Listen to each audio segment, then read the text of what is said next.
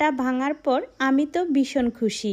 চলো এই খুশির মধ্যে তোমাদের সাথে একটি কষ্টের কথা শেয়ার করি।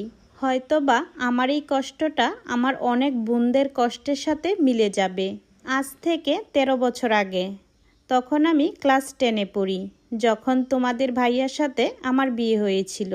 তোমাদের সাথে আমি আরও কোনো এক ভিডিওতে মনে হয় শেয়ার করেছিলাম তোমাদের ভাইয়ার সাথে আমার সম্পর্কের বিয়ে। আর সেই বিয়েটা দুজনের ফ্যামিলিতেই মেনে নেওয়াটা অনেক কষ্ট হয়েছিল।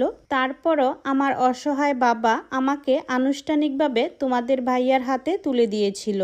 তোমাদের ভাইয়ার পরিবার আর আমাদের পরিবার ছিল সম্পূর্ণ আলাদা। আমার বাবা মা হচ্ছে সহজ সরল মানুষ, আর তোমাদের ভাইয়ার পরিবার ছিল ভীষণ আধুনিক।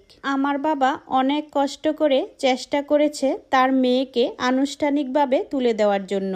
আলহামদুলিল্লাহ, আমার বাবার কষ্ট হলেও আমার বাবা